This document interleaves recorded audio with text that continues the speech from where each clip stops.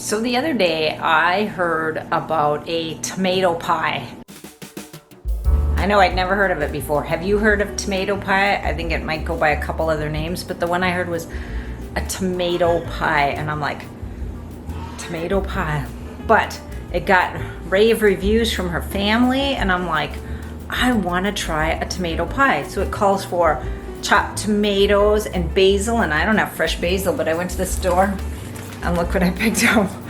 That's the fresh basil I could find. Smells like basil. I'm not sure I'm a fan of basil. I don't know, So, I'm running out of words here. When does that happen? So, tomato pie. That's my goal. I'm gonna make a tomato pie, and first I was just going to make a tomato pie, low carb tomato pie for me. When I say tomato pie, it's not like it's full of tomatoes. It's like a layer of tomatoes and cheese and all this luscious good stuff. And I know my kids didn't sound very excited about it, so I was just gonna make one for me. But Dutch is home now, and I'm thinking he might like a tomato pie, and he won't like my low carb crust. The rest can all be the same, but the crust has to be different. So I think I'm gonna make two. I'm gonna make two. I'm going to make two. I trained in radio broadcasting, and I still slip and say gonna instead of going to. All right, I have this little teeny notebook that I started writing some of my favorite recipes in, the ones I tend to use over and over and over. And so this one, I don't know if you can read it. Let's see if it'll focus. Ooh, I don't know. It says the best pie crust. It's 3 ounces cream cheese softened, 4 ounces butter softened, and 1 cup of, like a keto baking blend. I don't follow keto. I tend to follow more of the Trim Healthy Mama plan, loosely these days. Anyway, I make my own baking blend. Ooh, look at that. I've got it right there. It's just, well, let me see. I have the recipe right here. It was a knockoff of the Trim Healthy Mama baking blend that they sell. Who was it? There was somebody, she's got a YouTube channel. I can't think of her name right now. She put it all together and made a baking blend and put all the information on there. So I watched her video and wrote down the recipe and started with that. And then, it morphs and changes over time, but it's basically the same. My baking blend calls for oat fiber, golden flax, almond flour, or lately I've been using coconut flour, but I didn't have any, and I have a ton of almond flour, so I used almond flour, and some protein powder plus xanthan gum, and that's it. And you just get the right combination, and you make this awesome baking blend. Then for the second pie crust, for the other pie, I'm just gonna I like to follow loosely the recipe, the butter recipe on the Pioneer Woman website. So you go there and you look it up, and that's the recipe I like to follow. It's the butter recipe for pie crust, and it makes a good pie crust. Yeah. So 2 pie crusts coming up to make my tomato pies.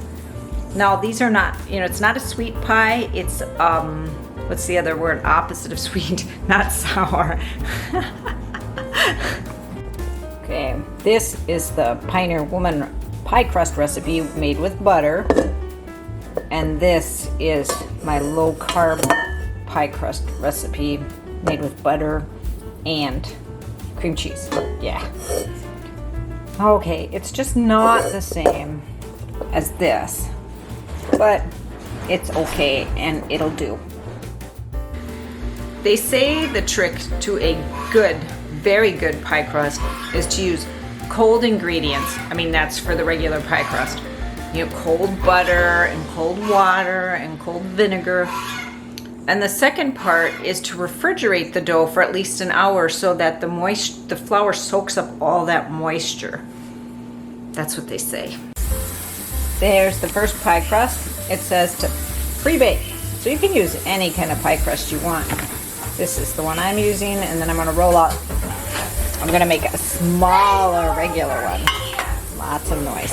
Okay, since this isn't really a baking show, and I forgot to record the process of making the tomato pies, I'll show you. I'll give you a glance at them in the oven. I think they're almost done. There they are. Okay, that's the low carb. Oh, it's fogging up my lens. And that's the regular. I'm not sure when they're done. We'll find out soon. And the goose is honking, and the dog has a squeaker toy, and the other dog is coming this way. Hello, other dog. Hi, Natty. That's the regular crust. Yeah, I wasn't too happy with that, but it's okay. But check out that other crust, the low carb crust. Ooh, looks so good. And that's my oven making that noise. Ooh, did you see that? It did look kind of pretty. That's what it looks like. Okay.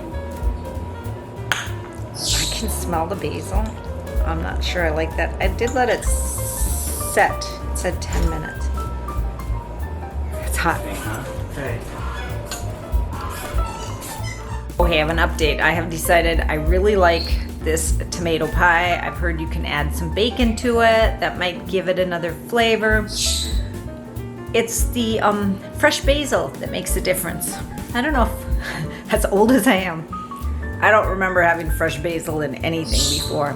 I mean, I grew basil one year, so I must have, but I remember drying the basil and then, you know, using it as a dried basil.